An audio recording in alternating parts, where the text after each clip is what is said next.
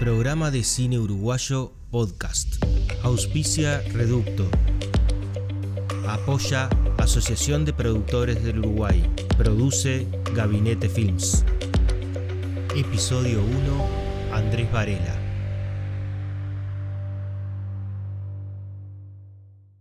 Hola Andrés, bienvenido al programa de Cine Uruguayo. Es un gusto tenerte en este programa. Vamos a charlar un rato, ¿no? Dale, bueno, encantado Pablo, dale, arranquemos, vamos. Vos sabés que pensando un poco qué te iba a preguntar, tengo como 10.000 preguntas para hacerte y vamos a ver si podemos redondear en algún momento. Bueno.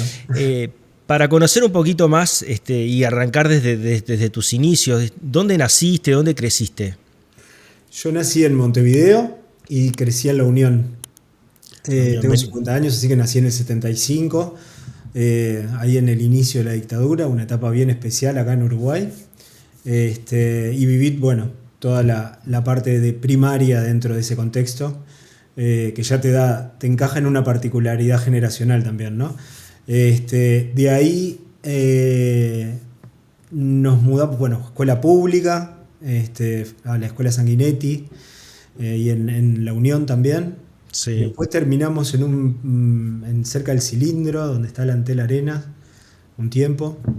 Y bueno, y después un millón de lugares diferentes, ¿no? ¿Y venís de familia de artista o lo tuyo por el cine surgió? No, en realidad no vengo de familia de artistas. Sí, mi abuelo era concertista, fue concertista de guitarra clásica hasta los 15 años. Fue un poco más, o sea, eso le duró toda la vida. Él inclusive tocó con Andrés Segovia durante un tiempo, cuando era chico, que una de las grandes herencias de mi abuelo es la guitarra que le regaló Andrés Segovia. Pero en general en mi familia no había gente vinculada al arte, y mi primer vínculo creativo artístico en realidad fue con el teatro. Yo a los 14 años empiezo a ir al teatro, mucho, mientras los otros iban a bailar o salían y tal. Yo me empiezo a ir al Circular, muchísimo. Me hago socio del Circular y empiezo a ir a ver todas las obras. Y acompasado eso a los 17, 18 con Cinemateca, ¿no? Que era lo que hacía mi generación, no todos, obviamente, que era como aquello de verse 2, 3 películas y no sé qué, esa voracidad, pero lo mío empieza como una pasión por el teatro muy profunda. Empiezo a hacer la escuela de Carlos Aguilera, después a los 16, que ahí conozco a Daniel Hendler, estaba Leonores Vargas, Daniel Hendler, estábamos todos en el mismo curso, éramos chicos, y hicimos varias obras, hicimos el humor en la escuela, de Firpo, en Sala Verdi, por ejemplo, hacíamos ese tipo de cosas. Hicimos Maratón de Ricardo Monti, me acuerdo que esas fueron como las primeras cuestiones. Y posterior a eso, en realidad, yo después por gusto y obra de mi familia paso a hacer Ciencias Económicas y hago todo el primer año de Ciencias Económicas. Pegado a eso y durante eso hago Letras, y pegado a eso y durante eso hago Ciencias de la Comunicación. Todo eso hice como primer y segundo, hice segundos años salvados de todo y termino en la EMAD. Un día me cansé y terminé en la EMAD. Miento. ¿A qué edad más o menos? ¿A qué edad empezaste? En la EMAD entré como a los 19. Está rapidísimo todo. Al toque. Porque en realidad Letras la combiné con la EMAD. Ajá. Hacía Letras, ahora estaba pensando, hice Letras en el año que hice la EMAD. Y ahí la EMAD hago todo el curso completo de actores. Uh-huh. Que era una época de una ebullición increíble, ¿no? Estaba el Coco, estaba Laura Pouso, que ahora es directora de la EMAD. Era una generación bien interesante. Estaba Gustavo Zidane, que ahora es el director del INAE. O sea, había una ebullición bien importante ahí adentro que era bastante increíble, y estaba en el Solís además. O sea, estamos hablando ya cerca de la década del 90, ¿no? Por ahí. Sí, claro, 90 y... Tanto. 95, 94, sí. 95. Ahí arranqué, ahí en prevocacional. Di el examen de ingreso y arranqué en prevocacional. Y estaba en el ala derecha donde estaba el restaurante, arriba y abajo. Ahí va, sí. Y ahora está el restaurante. Ahí estaba la EMAD. O sea, era como como querer jugar al fútbol y estudiar en el Estadio Centenario. Era alucinante. Y bueno, y eso fueron mi primera formación, y yo después, enseguida, inmediatamente que termino, me voy para París, me voy a vivir a Francia. Y ahí en Francia vas a la Sorbonne. Sí, en realidad ahí entré primero en Nanterre, que es la universidad famosa del Mayo del 68. Sí. Entro en Nanterre primero, doy el examen de ingreso y tal, y quedo en Nanterre, y ahí hago la licenciatura, y en ese mismo periodo, en ese mismo proceso, hago paralelamente, además de trabajar en múltiples bares y paseando perros y dando clases de español, también empiezo a hacer la escuela de Jacques Lecoq, que es una escuela de teatro de movimiento, que en aquel momento también, y ahora sigue siéndolo de alguna manera, era como el lugar donde estudiar en Francia, en París, básicamente, si querías abordar otro tipo de teatro que no fuera solamente el teatro clásico y la cuestión más arraigada con el realismo, sino que era por ahí. Y cuando termino la licenciatura, arranco la maestría en la Sorbona, en Saint-Cyr-Nouvelle, que es la Sorbona, básicamente, y desarrollo ahí la maestría. Lo que pasa que también a mí lo que me sucedía es que yo en aquel momento, después me saqué los papeles italianos, pero en aquel momento me fui como cualquier hijo de vecino, y para que me renovaran los documentos de estudiante, yo no solamente tenía que continuar estudiando, sino que tenía además un promedio de notas que llevar adelante. No podía bajar de 9, no podía tener faltas, entonces tenía que trabajar y responder a la universidad. Hubiera terminado con un doctorado igual, porque, o sea, como eso me renovaba los papeles, era algo que para mí no tenía cuestionamiento, el estudiar, porque después cuando te metes en la universidad en teatro es algo muy, muy teórico. O sea, vos terminás ahí, o sea, el objetivo final de ese tipo de carreras son críticos de teatro, docentes de la universidad, escritores de libros de técnica teatral, por ejemplo, o, como en mi caso, yo lo quería como un back para mi experiencia práctica, digamos, ¿no? Para complementar todo lo otro. ¿Nunca pensaste o trabajaste como actor en Sí, trabajé, sí. ¿Sí trabajaste como actor? Sí, en Francia trabajé con 3 compañías. Trabajé con Laurent Berger, que estuvo acá en Uruguay haciendo, no me acuerdo qué obra hizo, hace años. Trabajé en la compañía de él. Trabajé con Philippe Gentil. De hecho, También. en realidad la primera compañía fuerte que me llama y me saca de Lecoq, había un casting para la compañía de Philippe Gentil en Lecoq, porque él solamente ponía las selecciones ahí, porque era el tipo de estudiante, digamos, o el tipo de actor que él buscaba, ¿no? Teatro de movimiento, con un back anterior grande, y en general en Lecoq estaban los egresados de conservatorios, que estaban buscando esa reconstrucción y yo qué sé. Entonces él iba a buscar ahí. Y ahí termino en la compañía de él. Sí. Y después dirijo y actúo y bueno. Voy de a poco dejando la actuación, cosa que fue raro porque en realidad es algo que llevo hasta el día de hoy, que es algo que me encanta, pero que lo fui abandonando porque me fui generando mis propios proyectos. Claro. Y nunca visualicé generarme un proyecto en el cual yo actuaba. Siempre pasaba por un lugar de la dirección, la producción, la no sé qué, pero nunca me quedé esperando que me llamaran, nunca me quedé esperando a que no sé qué. Y entonces fui como no teniendo más tiempo y no dándole más tiempo a eso. Me fui como metiendo en otro lugar y donde tu rol de productor empezó a nacer de a poco desde el teatro directamente. No se te había pasado por la cabeza el cine hasta entonces, ¿no? No, para nada. No, yo estaba dentro del teatro y la producción también se me daba como una cuestión de sentido común, de querer generar los proyectos creativos que teníamos. Entonces se me daba como las cosas como algo natural de mi vida. Yo no hice una formación de productor y siempre la renegué bastante. Era bueno, para lograr este objetivo hay que hacer todo esto. ¿Y qué sentido común aplicás para lograr todo eso? Bueno, vos lo sabés, tenés programa de esto, programa de lo otro, le buscás la vuelta acá, le buscás la vuelta allá, voy por acá. Y así vas como más la cuestión práctica, la experiencia, la cuestión, ¿viste? Vas creciendo en ese sentido. La otra vez me hacían una entrevista y me decían eso, ¿no? Bueno, vos has producido, no sé qué, como productor. La realidad es que yo entro en ese universo porque se dio así, para lograr otros objetivos, ¿no? Con Seba, claro. Por ejemplo, cuando empezamos a laburar juntos, ahí se da naturalmente que armamos un combo mortal en ese sentido.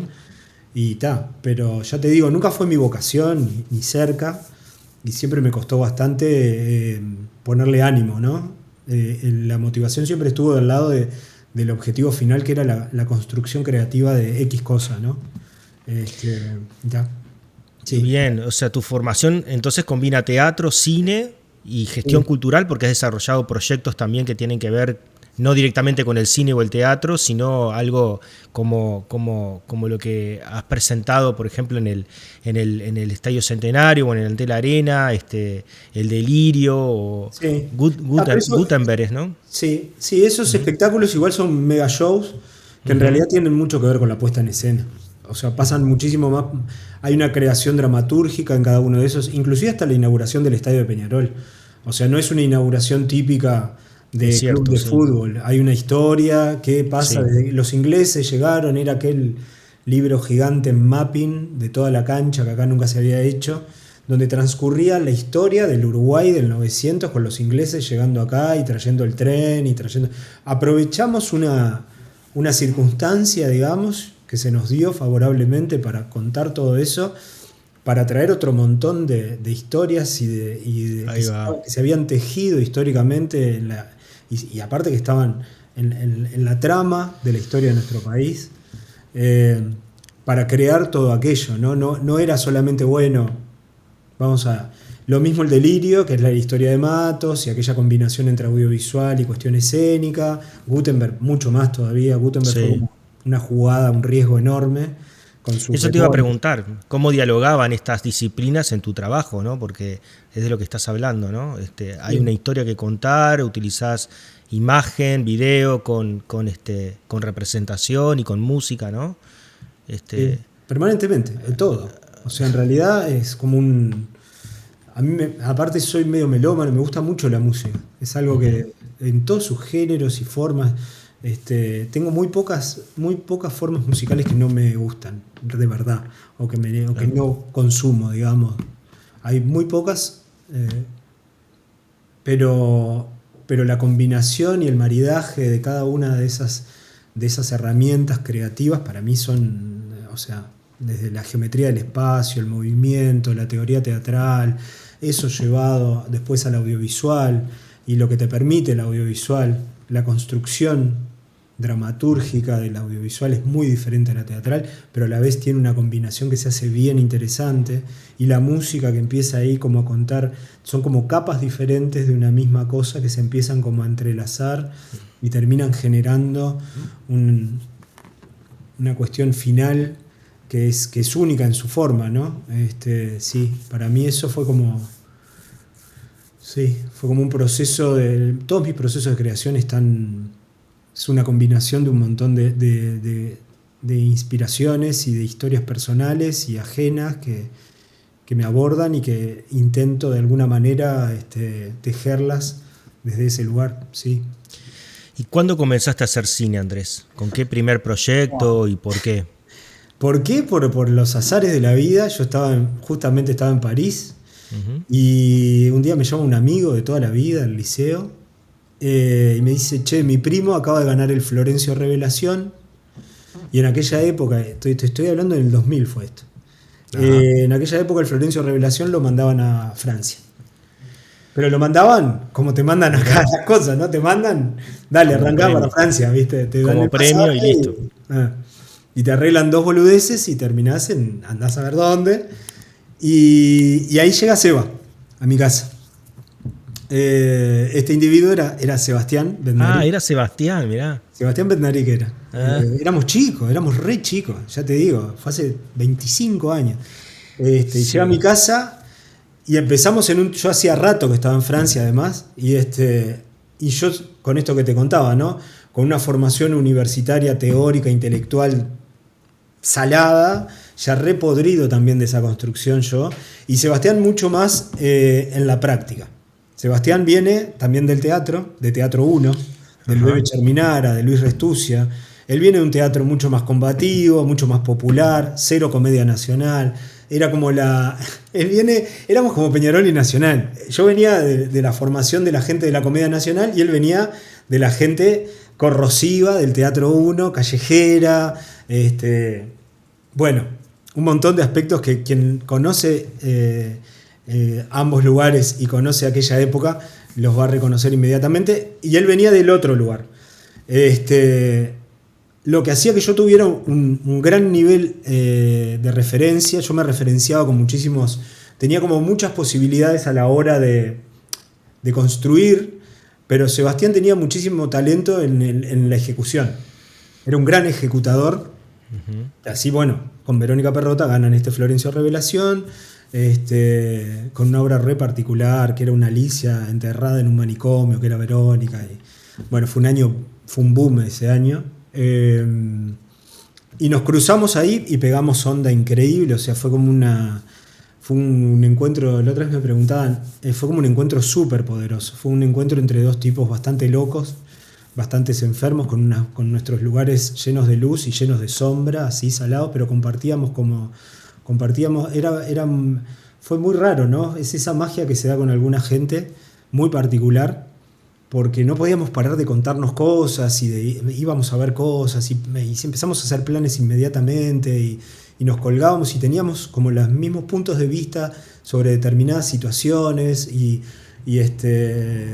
hay también una cuestión de admiración ahí muy profunda que se da inmediatamente, de mi parte ni que hablar, de lo conseguido por Sebastián, pero sobre todo de la forma que tenía de hacer, de la forma que tenía como de proponer el hecho creativo. Eso a mí me pareció fantástico y me parece que yo opino eso de él además, ¿no? Creo que es un tipo con un talento monstruoso, que si hubiera nacido en otro país sería otra su historia. Y bueno, empezamos ahí como, bueno, vemos que no sé qué. Él estaba con la matiné. Ahí va. Él estaba iniciando la matiné. Él salía a rodar la matiné y no sé qué. Y quedamos en comunicación. Él vuelve, yo me quedo como un año más allá. Y al año yo me vuelvo a Uruguay, ponele más o menos. Me vengo a vivir a Uruguay. Sí, fue en el 2001, 2002, por ahí. Y nos enganchamos cuando volví, digamos, nos volvimos a ver. Y yo ya me metí en el proyecto, Lucía se metió en la producción de la matiné. Y yo me empecé a trabajar con él en de todo. De hecho, empecé a estar como en la matiné, pero además empecé a estar en lo primero que se nos plantea en ese momento era hacer una puesta en escena con Guaraim 1080 y aplicar todo lo que teníamos y los conocimientos y no sé qué. Y Seba me dice, que también fue una idea que tuvo Seba, me dice, ¿por qué no hacemos un circo? Digo, circo, una comparsa, ¿te parece? ¿Estás loco? No, dale, que está buenísimo, y metemos Lecoq y danza buto y coso y todo lo que te trajiste allá lo metemos acá y a ver qué pasa. Vamos a... Aquello de vamos fue Seba, 2 días después Seba estaba dentro de la matiné y yo estaba con 60 tipos entrenando en el medio de la Rambla. Decía que éramos unos gurises todavía, sí, entrenando en el medio de la Rambla, julio, para carnaval, entrenando, corriendo, coso, espacio, geometría, físico, no sé qué, danza buto. Era un desquicio para el espectáculo de febrero, que fue maravilloso. Fue una de las recuerdo. Fue una experiencia. Esa gente, ahí tenés la diferencia del teatro que se hace con profesionales y el teatro que se hace con amateurs también, ¿no? Y con amateurs que tienen la característica de la comparsa, que no son amateurs. Es gente que hace espectáculos populares desde hace más de 100 años. O sea, las comparsas existen hace 2 millones de años y los tipos tienen una forma y una técnica y una comunicación con el público mucho más directa, efectiva. Te puede gustar o no, podés considerar que el momento de la comparsa es el momento de ir a comer algo, todas las degradaciones que hay en nuestro ámbito popular y carnavalero sobre la comparsa, pero concretamente son aquellas viejas compañías de teatro españolas que andaban en una carreta en el medio de la nada, bueno, que traían ese saber hacer de su identidad y de generación tras generación. Bueno, las comparsas son eso también. Y fue increíble el compromiso que asumieron en función de estar en este show, en este espectáculo. Y fue increíble, esa primera experiencia fue única. Y ahí después hacemos Cachila, hacemos el docu de Cachila, porque estábamos muy amigos de ellos, amigos de Cachila, nos llamaba toda la atención, no podíamos creer cómo funcionaba ese patriarcado de 60 familias que dependían del tipo, no podíamos creer lo que estábamos viviendo. O sea, era una época de una ebullición, ¿viste? Todo aquello era rock and roll, éramos Charly García, era alucinante, ¿viste? Estábamos como, entrenábamos todo el tiempo, creábamos, y a la vez en un universo como ese, que era ya, todo en la inmediatez, no hay una cuestión intelectual de no sé qué, era ya, ponés acá, hacé, no sé qué, solucioná, era a golpe y porrazo todo, ¿no? Y ahí después al otro año hacemos Elemental, después hacemos La Divina Comparsa, que era una versión sobre la Divina Comedia. Uh-huh. Hicimos como todo un proceso ahí, hicimos Cachila. Entre medio de eso nos vamos para Mundialito. Ahí ya habían formalizado realmente la productora Coral Cine, ¿no? ¿En qué año? Se armó entre el 2004 y el 2006. En ese ya proceso. Estaba Coral ardiendo, ¿sí? Porque ya estábamos prendidos fuegos con la Matiné. La Matiné, aparte, tiene su teatro de verano lleno, con los 100 murguistas al final, que fue una locura. Se juntaron a 100 tipos de diferentes generaciones, venían con los sueros puestos, ¿viste? Sí, tipo, sí, 80 años venían en silla de rueda con el suero puesto, así. Estuve ahí, estuvo muy bueno. O sea, estuvo muy bueno, muy lindo, aparte una noche impresionante. Sí, Andrés, ¿cómo? Las giras, ¿no? Empieza la Matiné, fue como la precursora de la itinerancia, fue la itinerancia de Coral, que estaba Federico Lemos trabajando con nosotros, que él estaba a cargo de la parte comercial y de la itinerancia también. Y ahí abordamos a todo el país y ya las salas comerciales no nos comían, ¿viste? No te sacaban 10 horarios de un fin de semana al otro y quedabas en bola. Sí. Ahí empieza surge Efecto Cine. Surge Efecto Cine. No, Efecto Cine sí, pero Cachila vivió lo mismo que la Matiné.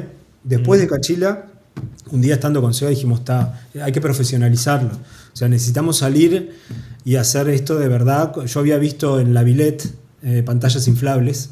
Todos los veranos en la Villette hay pantallas inflables gigantes. Le dije, Seba, esto es alucinante. Son pantallas que se inflan, te va a llegar. Sí, y después estaba Tajam, que estaba trayendo proyectores de Panasonic de Japón. Entonces le dijimos, Hernán, vamos a traer, nosotros queremos uno también, ¿cómo podemos entrar para traer en esa importación? Y trajimos como sonido los JBL que vienen de Japón una parte y otros de Estados Unidos, y se fue armando un combo. Y aparte fue a lo enfermo mental, porque no teníamos ninguna seguridad ni plan de negocio posible que avalara la estupidez que estábamos haciendo. Fuimos al Banco República, no me olvido más, a pedir un préstamo y le dijimos, queremos hacer esto. El tipo nos miraba como diciendo, Nos miraba como diciendo que boludo, estos locos que quieren hacer, ¿no? Pero es así como surgen las cosas, ¿no? A veces con un poco de locura y de fachatez y decir, bueno, dale, si ya venían en esa vorágine de filmemos, hagamos, se nos ocurre esto y con una sinergia muy buena entre ustedes, eso es lo que se ha demostrado en los últimos años. Programa de Cine Uruguayo Podcast. Auspicia Reducto. Apoya Asociación de Productores del Uruguay. Produce Gabinete Films. Yo quería preguntarte, ¿cómo surge un proyecto para vos? ¿Cómo decidís llevarlo a cabo? ¿Qué te hace decir, sí, esta es la historia que yo quiero contar? ¿No? Un poco decías, ¿no? De surge, hagamos esto, y yo creo que hoy ya con el tiempo creo que lo meditas un poco más, decís, bueno, ¿no? Lo pensás un poquito más, capaz que en aquella locura con Sebastián decía, bueno, hagamos, nos calentó esto y lo hacemos, y hoy ¿cómo lo empezás a ejecutar un proyecto, ¿no? Está igual esa pasión, yo creo que está.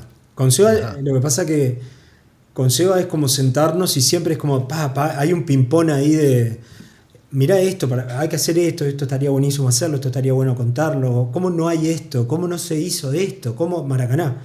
¿Cómo no se hizo una peli sobre Maracaná, loco? Es como una, ¿viste? Y lo mismo el Mundialito del 80, loco. ¿Cómo no se hizo? Porque aparte teníamos eso en común, ¿no? De venir de barrio, la unión, el de la blanqueada, de vivir la cosa esa popular también, el carnaval. O sea, era parte de más allá después de la formación intelectual, académica que puedas tener, lo que traes es lo que termina, bueno, vos lo sabés en tus películas, ¿no? Lo que está en tu entorno y lo que conoces y lo que no sé qué, forma parte de esas historias que querés contar. Entonces, es cierto, con Seba había esa dinámica muy explosiva, que siempre estábamos como tirando idea, y después eso te vas como asentando y aceptando cómo funcionan las cosas. También te lo dice alguien que tiene una película en sala ahora. Entonces, Sí. la base de todo esto es la tolerancia y la aceptación de la realidad e ir llevándolo con aplomo. Creo que esa es que todo va a estar bien. Yo creo, a mí igual me sigue pasando un poco. Tengo procesos de enamoramiento con determinados temas y después con otros que me llaman muchísimo la atención. Que los vas vivenciando. Yo ahora estoy haciendo cosas mucho más personales y Ahí no va. tan masivas o populares. Estoy yendo hacia un lugar mucho más íntimo, capaz. Pero porque yo en mi análisis como persona estoy como buscando, se ve, ni siquiera es algo que yo lo tenga como claro. Estoy buscando, no sé qué. Pero evidentemente cuando empiezo a ver mi obra de un tiempo a esta parte, veo que estoy metido en determinados temas y que los desarrollo de determinada manera y que estoy buscando como lenguajes diferentes, como otras herramientas, como abordajes también diferentes. Y yo creo que siempre cómo creás y qué elegís y en qué te metés tiene que ver también en dónde estás en tu vida, ¿no? Cómo Sí. está tu vida contextualmente. Yo creo que eso Sí. te construye también, ¿viste? No es algo que vos elegís o seleccionás, o capaz que hay gente que sí. En realidad estoy diciendo una pavada, porque estoy hablando de forma genérica. No, pero En mi estás. caso es Sí, así. sí. A mí me Pero pasa que me estás. modifica. A mí las películas, o mejor dicho, las creaciones, más allá de que la gente pueda pensar que son buenísimas o horribles, me modifican de alguna manera. Y lo mismo pasa al revés. Eso en mi caso ha sido una constante, ¿viste? De, de que siempre hay un ida y vuelta ahí, una dialéctica entre mi existencia y lo que no es. La experiencia, digamos, y el saber hacer no me ha llevado a manejarme dentro de la creación con oficio. Esto lo resuelvo con oficio. Sí, hay cosas que sí las resolves con oficio, es cierto, sí. Pero quiero Sí, decir, no es el punto de partida. No es, claro. no tengo esa. Yo Sí, qué sé. sí, no es lo mismo tampoco pensar en Maracaná que pensar en el niño que sueña. Hay cosas que te tocan de forma distinta. Es cierto que esta película se siente que hay una conexión más íntima con el personaje, con la historia, distinto a, más pasional, digamos, con lo que puede ser un Maracaná o Sangre de Campeones o Cachila ¿no? O La Matiné, por ejemplo. ¿Tenés algún método para desarrollar tus proyectos? O sea, ¿cómo solés trabajar? Yo en general soy bastante ordenado, ¿sabes? Soy bastante estructurado en mi forma de proceder, otra vez en mi vida en general. Soy bastante desprolijo, pero a la vez soy bastante ordenado. Este, y en realidad creo que el esquema de desarrollo, primero cuando encuentro ese tema o eso que quiero contar o aquello que no sé qué y que tiene que tener forma de relato, me meto bastante de lleno a encontrar cuál es el arco, por qué no mentirme sobre todo. El otro vez lo ponía Claro. ¿viste? En las motivaciones, están las aplicaciones, Sí, sí, que sí. siempre decís, ¿por qué tengo que poner esto? ¿Por qué me tenés que dejarme en paz? No quiero llenar un documento más. Y sin embargo, ahí vos sabés que Yo lo considero el documento más importante, calculo, porque eso seguro que lo que me vas a responder eso, o cuestión. sea, que te hace cuestionarte un montón de cosas, es decir, al final estoy caliente con esto y porque sí, porque me vino o porque realmente hay algo que me atraviesa y que estoy dispuesto a matarme por esto hasta que lo logre, ¿no? Sí, y no, y aparte está el otro tema de que nosotros vemos películas en todos lados. Yo vivo viendo Claro, películas. Vivo viendo claro. películas en mi vida, quiero decir, ¿no? Veo una situación, veo un personaje, veo no sé qué, y digo, es tremenda película! Y la otra vez lo desarrollaba eso, ¿no? Cómo me engaño. Tengo amores que no termino como de desarrollar y que son engaños en realidad, que son grandes engaños. Es casi una cosa media dolina, que es que lograr realmente llegar a un punto de poder evaluar qué es una película y qué no. Realmente tenerlo claro. Sin prejuicios, sin problemas de ego, sin autovaloraciones, sino decir, bueno, está, porque yo vivo viendo películas. Sí. O sea, soy medio como frenético en eso. Veo una situación, una familia, una casa, un coso, veo que les pasa algo. El otro día me encontré con un amigo, Ignacio Barchowski, que estuvo en El Delirio, que es el director de la Orquesta El Arranque. Vino a Montevideo, no sé qué, nos fuimos a cenar. Viene a Montevideo a encontrarse con los coleccionistas de tango, coleccionistas de discos de pasta, que son 5, y son unos anormales. La vida que llevan, se juntan, se encierran, se van de viaje de un lado para el otro solo para escucharse sus propios discos e intercambiárselo. Y tienen todo un sistema de intercambio entre ellos. Hay todo un universo ahí. Me lo dijo y en 10 minutos yo ya quería. Es un peliculón, mirá los personajes que son, mirá lo que dicen. La música es alucinante. Sí, y uno de estos viejos termina en Finlandia, aparte. Uno de estos grosos, así grosos, termina perdido en Finlandia, en las estepas, allá andás a ver en dónde.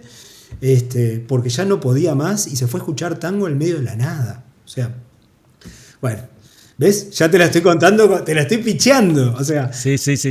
Tratar de frenar un poco, ¿viste? Y de parar y decir, bueno, en la metodología sí que me doy cuenta que naturalmente aplico porque soy una persona ansiosa y soy como muy dinámico y tengo como una cosa arrebatadora de bajar la pelota, de darme cuenta de dónde estoy parado, de qué es lo que quiero hacer, cómo lo quiero hacer y para qué lo quiero hacer.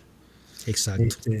Y sobre todo si tengo ese arco, donde tengo ese bendito, no conflicto, porque ya estoy harto de discutir del conflicto sí, conflicto no, pero ese personaje o esa situación, ese personaje en problemas que termina siendo, que en eso estoy de acuerdo con Hitchcock, que es esa persona que tiene esa circunstancia que te lleva a tener la necesidad de contar ese relato y a dónde termina todo eso.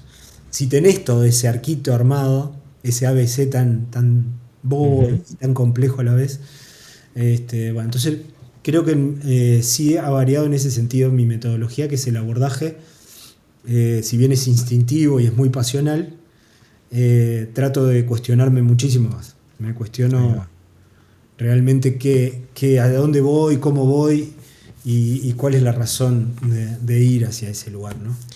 Hay una madurez ahí, o sea, estabas hablando hace un ratito de que te calentabas con Sebastián y salían a filmar. Calculo que esta de los coleccionistas ya estarías con la cámara en mano. Sí, pero no podemos perder tiempo, pero las aplicaciones, vamos a hacerla ya. Sí. ¿Sos de escribís documental, sos de escribir guiones muy estructurados o preferís hacer una planificación minuciosa o dejás que, por ejemplo, que la improvisación... ¿Qué documentos escribís más en detalle y después dejás que quede liberado? Yo escribo por fuera del documental mucho, pero eso es otro viaje que en definitiva termina dándome como también una visión sobre el documental que se termina armando casi, viste, semióticamente o vamos de vuelta con el término que más me gusta, que es la dramaturgia esa, que vos trasladás unas formas a otras. Entonces eso me pasa por momentos, ¿no? Las escenas o secuencias que veo las repienso desde ese lugar y hacen un ida y vuelta. Pero en general no escribo guiones en los documentales. Solo una vez escribí. ¿Te acuerdas cuando hice la serie Boliches, el corazón del barrio? Sí. Esa hicimos un montón de preentrevistas y escribí un montón. Escribí los guiones de pe a pa de las 3 primeras temporadas. Tuvimos 5 temporadas. Hubo 3 temporadas que las escribí completas. Porque eso aparte fue evolucionando, porque no era aquello, arranca como el rescatar esos lugares antiguos y no sé qué, y termina en realidad siendo la historia de esos seres humanos que habitan esos espacios como cavernosos, que han vivido toda una vida de X forma y terminan en ese lugar compartiendo esa relación. Entonces ahí se empezó como, sentí necesario el guión, porque era casi una ficción aquello. Cómo los combinábamos, cómo los hacíamos interactuar. Aparte eran tiempos televisivos y la serie documental en tiempos televisivos es fatal. Entonces tenés que apostar a cosas como más concretas. Y además tenías que desarrollar supuestamente, no sé si ustedes ganaron fondos concursables de o no, o la desarrollaron Con con esa, dineros no, con esa privados. fue un proyecto, fue rarísimo, fue en realidad después de Maracaná o Mundialito, no, fue por Cuareim, no sé. Pedro Ujú. Salor, uno de los productores de Canal 10, un día nos dice, vos, yo quiero rescatar este lugar. Estos lugares, que era el Hacha, eran el Volcán, determinados boliches que eran increíbles y que tenían personajes ahí adentro insólitos. Yo empecé a meterme, ir a investigar, empecé a ver quiénes eran, y empecé a hacer algunas entrevistas a ver qué, si había algo o no había nada. Y así arranca. Y después fue Pedro, que aparte era el comercial de Canal 10, que salió a buscar el financiamiento, todo privados, con su agenda de sponsor. Solicitó el espacio en el canal, era una producción de él se encargaba de eso y nosotros nos encargábamos de hacer. Ok. Fue un formato que no hemos tenido mucho en nuestra vida, que él estaba aparte enamorado del producto, o sea, del resultado final. Él estaba encantado del abordaje histórico de esos lugares porque él se había criado en esos lugares. Entonces Ah, hay un compromiso como intenso y fue muy fluido. Fueron 5 temporadas que eran como muy selectas, muy cuidadas, muy no sé qué. Veía mucha gente, metimos unos puntajes de rating increíbles ajá. y fue como una cosa muy, muy rara. Boliches caminó por otro lugar. Pero eso venía, Entonces, no sé a qué venía, me perdí. no, porque pues, veníamos desde el guión, o sea que no escribías el guión, o sea, entonces No, escribís tratamiento. tratamiento. Me Tratamiento. meto un tratamiento guía donde Ujú. escupo todo lo que tengo y lo que investigué, lo que estudié. Sí lo hice con otro en Mundialitos, y el que hice el guión. Ahí lo que pasa es que hice 72 preentrevistas hice en Mundialito. Claro, Entonces, y aparte era muy riesgoso también. Yo qué sé, entrevistamos a Joao Belange. No podías ir a ver qué. Tenías que claro. realmente estar como muy sólido en el ida y vuelta, qué te ibas a esperar y qué no. Entonces eso estaba todo escrito, estaba todo armado. O sea, eran cuestionarios muy, muy elaborados porque ya habíamos avanzado en eso, ¿viste? Mundialito tuvo mucho cuidado en eso. Pero después en general construyo un tratamiento donde vuelco todo y, y después le voy faltando el respeto, rodaje a rodaje, y en el montaje ni que hablar. Después de aquella película que tenía, de repente es aquella otra. Ujú. En el montaje, sí, el montaje se da como... Empiezo a escribir mucho más en el montaje, a escribir en el orden de las secuencias. O sea, llego con un tratamiento al rodaje para saber lo que no me puede faltar. Tengo que tener esos Exacto. discos duros con todo eso.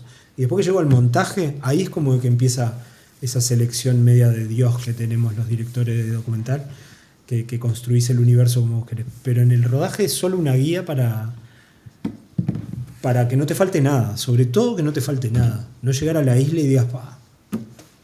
Porque el documental no Claro. es una ficción, ¿viste? No, hay cosas que si no las tenés, no las tenés más. Sí, total, Y ta. total. Entonces, en ese sentido, como que hay que tener un resguardo.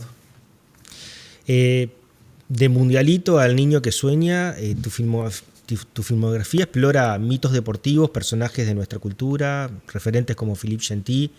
¿Qué te atrae de esos temas y de esos personajes para, para retratarlos? Eh,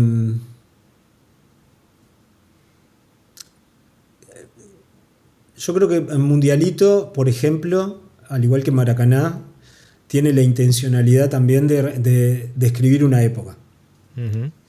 Y no solo una época, sino a ciertas sociedades en función de esa época. Eh, entonces ese es un gran atractivo, ¿no?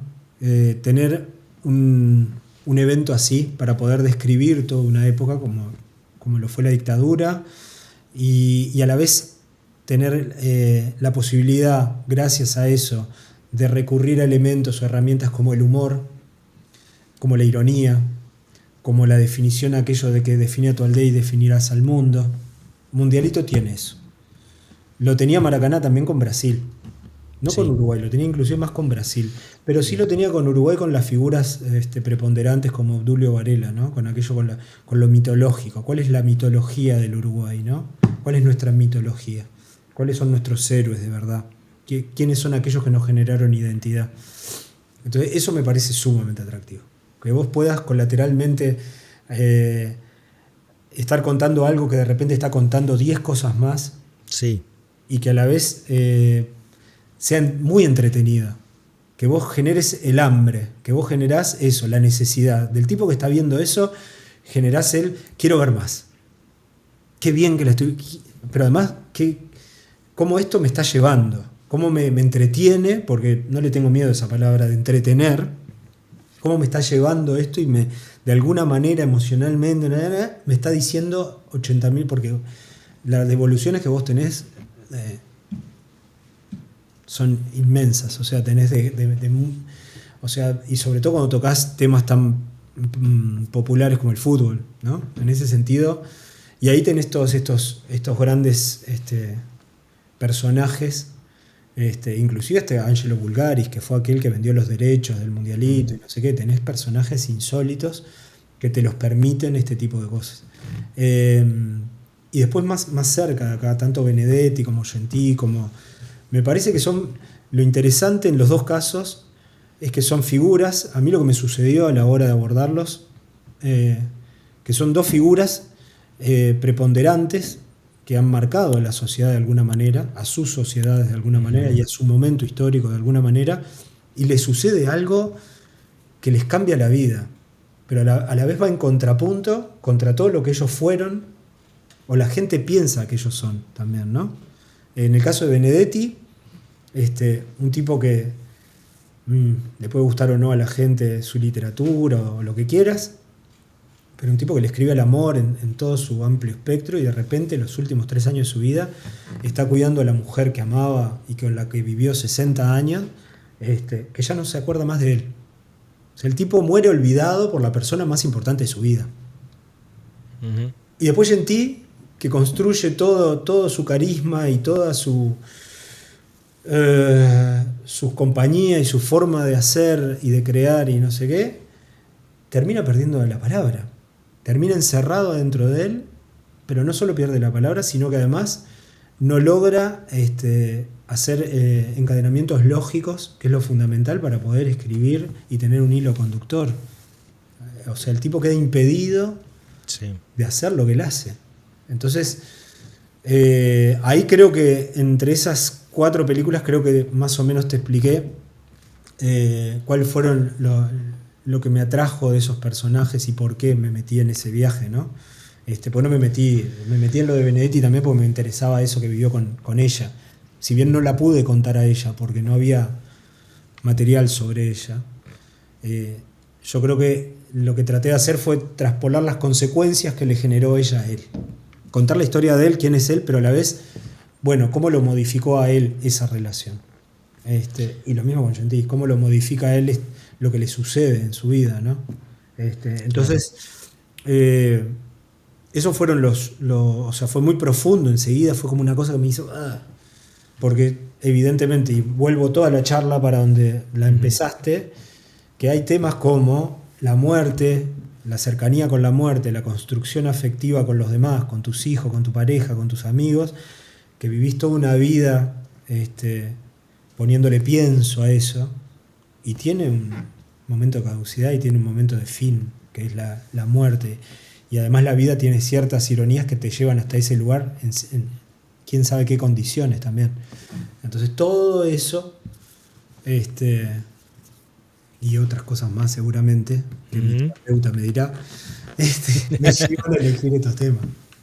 Sí, has elegido personajes súper importantes, o que han tenido una trascendencia dentro de distintas sociedades, ya sea como Gentí en Francia o como Cachila, por ejemplo, en Uruguay, o has tomado hechos históricos como el fútbol, que estoy totalmente de acuerdo. Yo creo que uno de los hallazgos o de las cosas más lindas que tiene tanto Mundialito como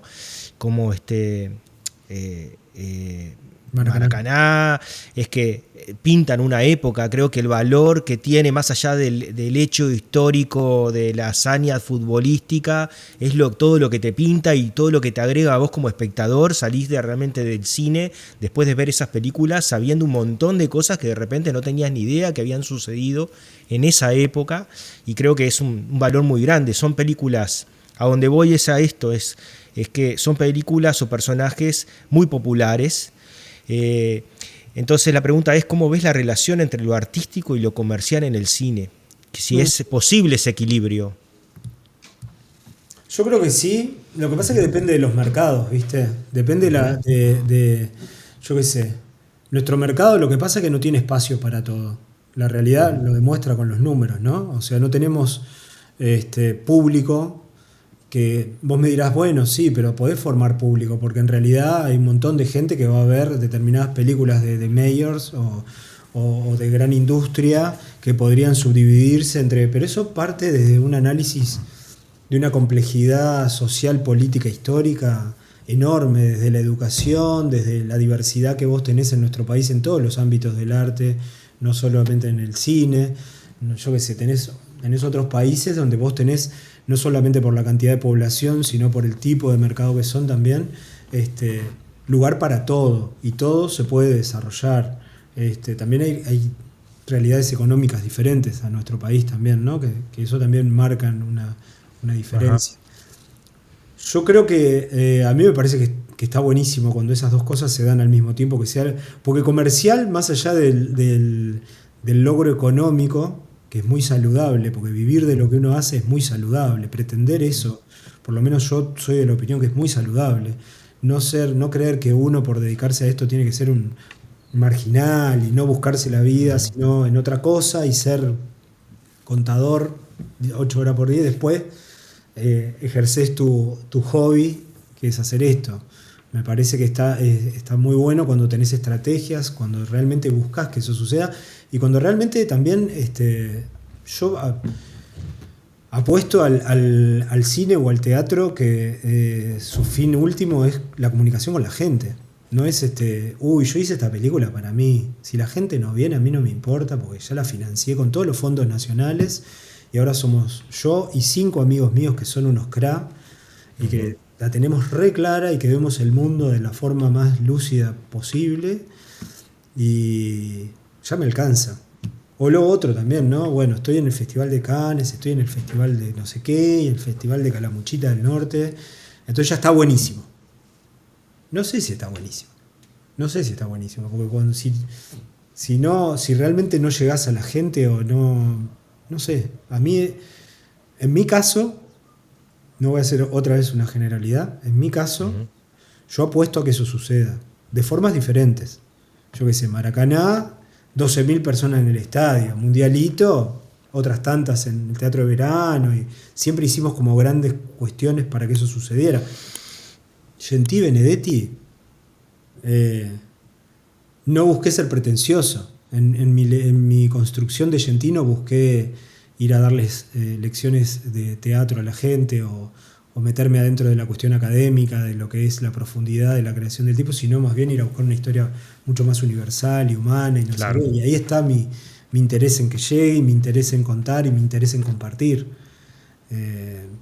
Y en mi forma de construir también. A mí me parece que cuando eso se da es maravilloso. Creo que no... Cuando se da de forma honesta. Porque ese es otro problema, ¿no? Cuando se da de forma auténtica. Ahora, cuando vos salís del puntapié inicial tuyo es voy a hacer tal cosa porque sé que comercialmente me va a ir bien. Ahí yo creo que es una cagada. A nosotros se nos ha cuestionado por eso, muchas veces. Se nos ha cuestionado por eso, porque hemos trabajado con Tenfield en las cosas de fútbol. Se nos ha cuestionado por un millón de cosas, de las cuales estoy muy orgulloso. De hecho, creo que esos cuestionamientos es lo que nos hace lo que somos y es genial. Pero tengo como la tranquilidad de que cada una de las aventuras en las que nos metimos fue por opción. Sí. O sea, porque realmente nosotros teníamos ganas de contarnos, no nos importaba si hablábamos de carnaval, si éramos muy clásicos en el formato documental y era mucha cabeza parlante y no nos íbamos en espacios de tiempo en 6 horas. No. Apostamos a eso creyendo en eso. Y cuando se da con el público y se da que es lo comercial y que podés vivir de eso y que está buenísimo y que no sé qué, y que tenés capacidad de impacto y que tenés llegada y que metés funciones por todo el país y que metés de a 500, 600 personas, es genial. Pero ahí está lo que hablábamos hoy de pensar bien qué es lo que que al final querés contar, dónde hay una historia y lo que enmarca esa historia. Estas películas, como hablabas recién, te da un contexto cultural, social, histórico, y creo que ese es el valor y que por ese lado pueden transitar tranquilos. Sí, son películas masivas de hechos históricos, de gestas, pero en realidad enmarcan algo mucho más grande y que lo han sabido cocinar bien en ese sentido, ¿no? Pensarlo bien, decir, bueno, al final, ¿qué le dejás al espectador? Si es solamente un recuento de goles o de momentos deportivos, pero no lo es. O sea, hay algo mucho más grande que creo que es lo que te llena realmente. Y como ese final de Maracaná, cuando, ¿no? Al final, ¿qué ganamos? O qué es lo que hemos estado buscando todo el tiempo, que es esa... Al final siempre terminamos siendo terceros o cuartos, pero hay una cuestión ahí que es la búsqueda, ¿no? Siempre del pueblo uruguayo y ese retrato está clarísimo en las películas de ustedes, ¿no? O sea, así Sí, que... yo siempre en mi vida hay algo que que es como un faro de las cuestiones, ¿no? Que me sale poco también, ¿no? Que es que las preguntas más simples son las más difíciles de hacer. O sea, a mí me ha costado horrible eso, porque está la autopercepción, está como uno se muestra, hay un montón de cosas de capas y de capas que uno tiene a la hora de hacer algo. Entonces a mí me parece que que yo creo que en algunas de esas películas sucede, cuando llegás a ese punto donde la pregunta que te queda al final, terminaste, bajó, no sé qué, se apagó todo, quedó una pregunta simple. Claro. A mí eso me encanta. Sí. Sí, total. Debe ser así. Y es muy difícil. Yo no lo he logrado siempre. No sé si lo he logrado en estas últimas películas, pero me parece que algunas de ellas sí, y han tocado ese otro lugar también, ¿no? De llegarle a muchísima gente. Que eso creo que es... Como dice un colega nuestro, Emiliano Massa, dice, esto que hacemos nosotros es muy difícil, y la gente a veces eso no lo sabe, es muy difícil, pasa por muchos procesos, por muchas preguntas que tenemos que ir viendo, y al final queda una obra y después dependerá de cada uno cómo le llega, ¿no? Pero lo importante es el trabajo ese y de tratar de hacerlo lo mejor posible y meterle mucho pienso, ¿no? Programa de Cine Uruguayo Podcast. Auspicia Reducto. Apoya Asociación de Productores del Uruguay. Produce Gabinete Films. Andrés, no puedo no preguntarte, en los últimos 20-25 años el cine uruguayo creció y ganó visibilidad. ¿Qué crees que le falta para consolidarlo más, teniendo en cuenta que el Estado uruguayo apoya al cine, pero qué crees que hay que mejorar? ¿O se debe mejorar o debe cambiar para seguir creciendo, ¿no? Uno de los grandes debes que tiene el cine nacional es su distribución. O sea, no tiene... Una vez que acá se están haciendo 2 millones de películas por año. Hay un porcentaje que se estrena en nuestro mercado, en nuestros cines, digamos. Yo ahora, como decía, estoy con una película en sala. Nuestras cifras es algo increíble. O sea, y además, al día de hoy estamos lidiando con lo mismo que lidiábamos hace 20 años. O sea, entras a una sala y tenés un horario... yo arranqué a las 4 de la tarde, creo, en una de las salas. 3 días, no tenés toda la semana. No tenés un horario central. Yo ahora estoy teniendo algunos horarios centrales porque le fue bien, pero si me hubiera ido mal, bueno, de hecho en una de las salas me fue mal y me bajaron a los 3 días. Entonces, el espectador, yo sé que es un negocio también, no soy un cándido con eso, pero también la persona que va a elegir ir al teatro, ir al cine, no sé qué, tiene que tener opciones. Y el cine nacional no brinda opciones. Pero no brinda opciones no porque nosotros no querramos tener horario. No brinda opciones primero porque la gente no va a ver cine nacional en las cantidades necesarias como para que una sala de cine te permita estar en buenos horarios y mantenerte en el tiempo. Entonces creo que tenemos también que es un tema de discusión dentro de la propia industria, ¿no? O dentro de todos nosotros, que es bueno, tenemos un porcentaje altísimo de fondos destinados a la producción y un mínimo porcentaje destinado a la distribución y a la exhibición. Está el famoso tema de cuota de pantalla que no se habló más, O sea, los cines también están exonerados de impuestos por determinadas funciones que deben de cumplir y las cumplen dándote 2-3 días por piedad. Entonces estamos en una relación de miserables que es medio como que no está yendo para ningún lado. Y nuestros números han bajado radicalmente, porque si bien el cine es cierto, ha tenido un reconocimiento que ya lo tuvo con Whisky, con 25 watts, pero aquello de traerte la Copa del Mundo y venir a Uruguay ya no rinde más. Más que te venís lleno te venís con el afiche repleto de palmas, no pasa nada. O sea, sí pasa, capaz que durás una semana más. Ponele, van 100 personas más, no sé. Pero entonces también ahí hay algo que nosotros estamos como con un divorcio con la gente y con el público, que yo no lo tengo claro, no voy a expresarme sobre eso porque no logro definirlo realmente dónde está el quiebre de la cuestión. Sí tengo claro que para mí hay un problema en cuanto a lo que sí es obvio, hay un problema de gestión, hay un problema en la distribución, en las estrategias de distribución, tenemos un problema de venta hacia afuera. O sea, si bien somos notorios, son muy pocas las películas que tienen un agente de ventas, un distribuidor, y que además facturan algo loable para que vos en 2 años tengas un capital para seguir haciendo que la máquina ruede sin hacer bicicleta y no ser fondo dependiente. Porque también está todo este viaje de vivir de los fondos, que es como un karma, es como una enfermedad que tiene el cine también, porque se ancló ahí porque no tiene otros mecanismos. No, claro. O sea, que las películas ya, claro, se cotizan los sueldos de la gente que la produce, desde dirección top abajo, entonces la terminaste de hacer, quedó ahí o en un cajón o en una sala, la ven 200 personas, 300 personas, mirá las cifras, no podés creer. Sí. Películas que salen $150.000, en caso documental barato, 150, $200.000, la ven 300 personas, 400 personas. Tenemos toda la itinerancia, acá no voy a quebrar una lanza por efecto cine, que sí aporta, pero tampoco la solución no es el grial, o sea.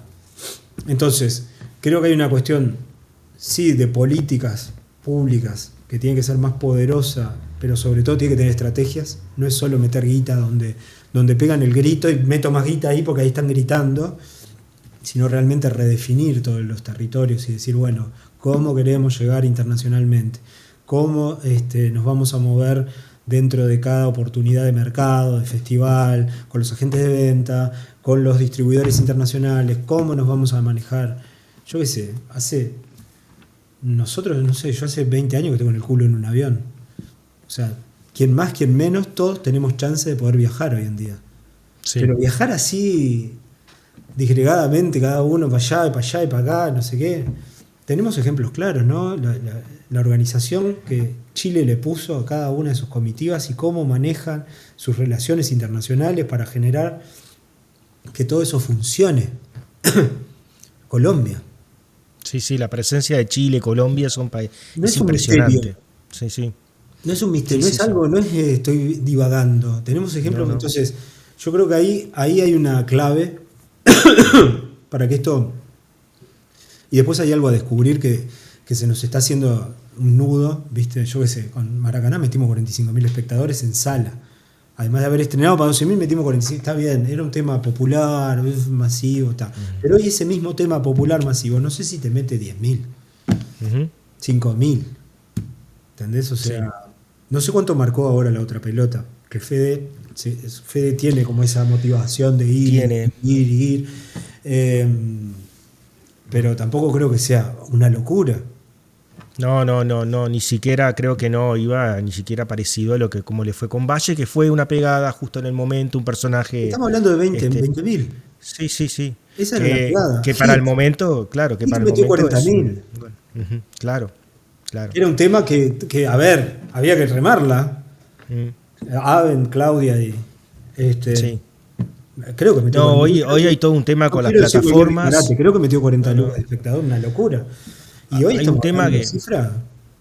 Sí, hay un tema con las plataformas que uno cree o piensa y dice, bueno, se vuelve más democrático poder llegar a las plataformas. Mentira, es muy difícil que un agregador te agregue, que les interese tus películas. Entras a las plataformas y la propuesta es igual pasás más tiempo eligiendo una película que viéndola, porque es todo igual, es una cosa que se repite, es un cine que homogéneo, no es diverso. Entonces, pero para los agentes de venta, distribuidores, sobre todo agentes de venta, está difícil poder colocar una película. Otra vez lo charlábamos, no sé si en Ventana Sur o cómo fue, pero que a pesar de, no sé, Benedetti, que es un tipo que decís, bueno, Benedetti podría estar vendido en diferentes lugares y no tiene un hueco. Entonces la gente se queda con la comodidad de verlo en una pantalla en su casa, va poco al cine, pero la propuesta que tiene en la pantalla es repetitiva, igual, y Sí, no te agrega nada. pero De hecho, a mí... ojo, el número de espectadores al cine no ha variado mayormente. Lo que ha Para nada. variado es el número de gente que va a ver películas nacionales. Va variado. Viene en un notable descenso de hace varios años, pero la cantidad de gente que va al cine, yo no sé si ha variado. Sí varió después del COVID, hay un número ahí que se cayó a pedazos, pero retomó, y tal vez no en su totalidad todavía en Uruguay, pero que está en un 70, 80 debe estar. Si vos ves los números Sí. ahora de entrenar a su dragón y yo qué sé, son, no Sí, sí. pretendo que al cine nacional le pase eso, pero antes te pasaba el 10% de eso. Ahora no llegas ni al 0,00001. O sea, entonces algo nos está diciendo eso también. Bueno, Andrés, ya hemos llegado como a la hora de charla y la verdad que te dije que tenía un montón de preguntas y las fui pasando. Bueno, Pero quedará para otra, ¿no? Quedará para otra. Quiero cerrar con que hablar un poquito del niño que sueña y quiero hacer esta pregunta. ¿Qué pregunta te gustaría que te hicieran sobre el niño que sueña y nadie te ha hecho? no, ¿De qué te gustaría contar de eso? pasa que me han hecho tantas preguntas y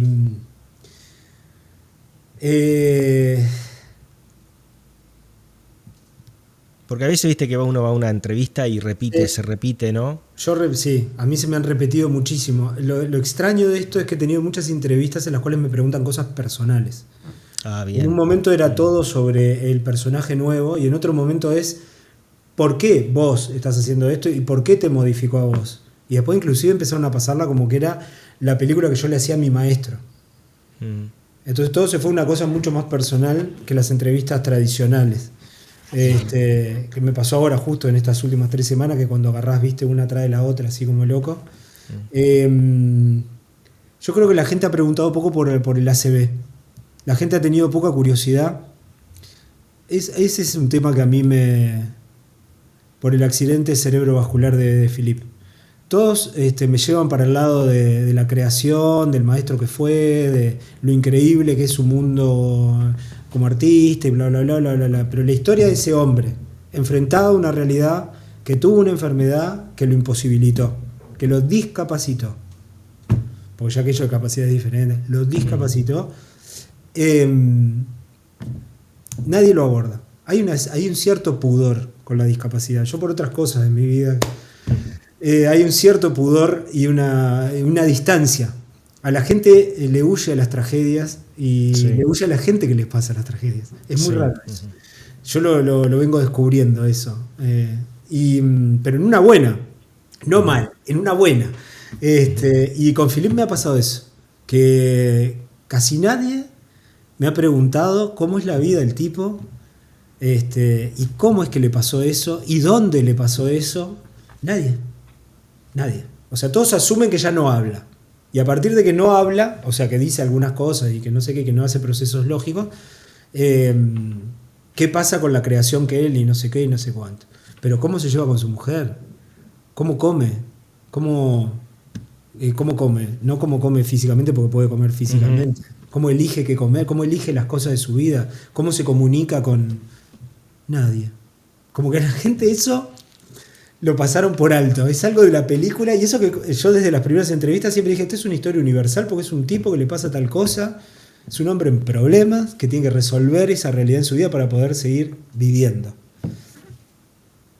Pero ¿y no crees que eso sucede porque ya el punto de partida de la película es ese que acabas de decir y uno asume que bueno, lo que le pasó y que eso lo normaliza quizás el espectador? Decir, bueno, ahora veamos cómo es su vida pasada, cómo fue, qué es lo que logró y cómo él trata ahora de relacionarse con estos artistas que van a preparar la obra. Pero capaz que es porque la película de alguna manera ya te lo plantea como como algo que bueno, sucedió y ahora veamos qué es lo que acontece hacia adelante, ¿no?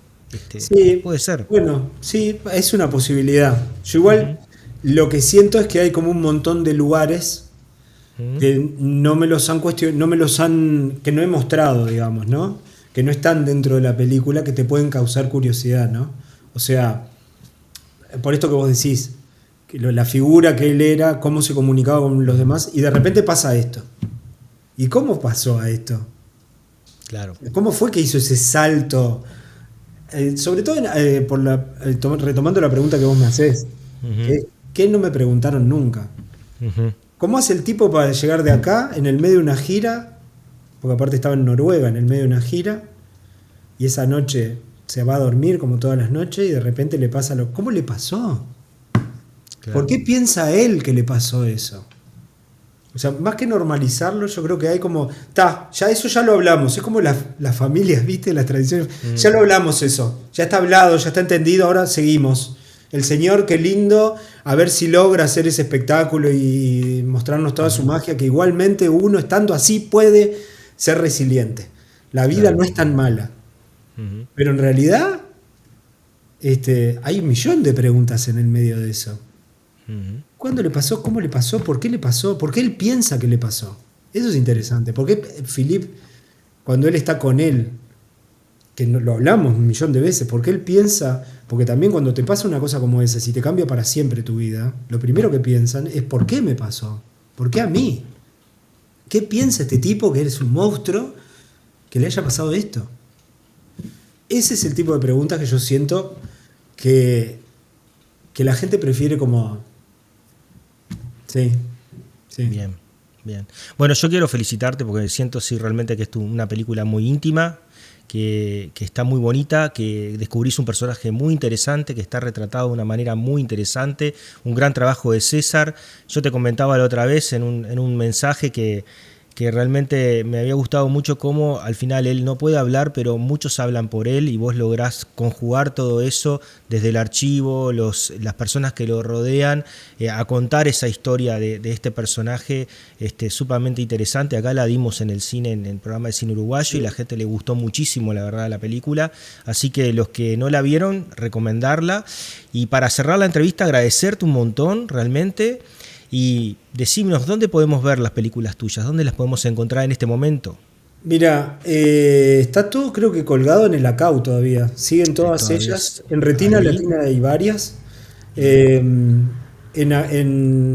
Ahora la plataforma que tiene la agencia entró como ¿viste? El tema de catálogo. Quedó un catálogo largo nuestro ahí en eso. Más Cinemateca puede ser que estén. Sí. En Más Cinemateca, y tienen una página están como divididas, ¿viste? No sabría decirte específicamente, pero hay unas en un lugar, hay otros en otro lugar, pero están accesibles. Quiero decir, nos hemos preocupado de que haya como un acceso y la gente pueda verla lo que quiera hoy, ¿viste? Eso está dado. Salvo Benedetti ahora que está dando algunas vueltas, todavía le falta el estreno en México, que supuestamente va a llegar a la Cineteca en cualquier momento, supuestamente. Entonces se está aguantando esa llegada. Después ni que hablar Gentil, que recién está en cines. Pero el resto sí, está todo en proceso. Bueno, Andrés, mil gracias. La verdad que este espacio es para conocer un poco más y tener un espacio realmente para hablar un poco más en profundidad de algunos temas que de repente en una entrevista común y corriente en un canal o en la radio, que con tiempos más acotados, no se puede desarrollar. Así que gracias por participar. No, gracias a vos. Y aparte lo que está bueno de esto también es que vos seas un colega. Que vos estás en nuestra piel. No, o sea, eso está buenísimo. Eso le aporta como un plus que está buenísimo en la charla. Porque podés entender de qué estamos hablando, qué es lo que hacemos. Aparte me parece que está buenísimo la experiencia que viví en Dolores con la peli.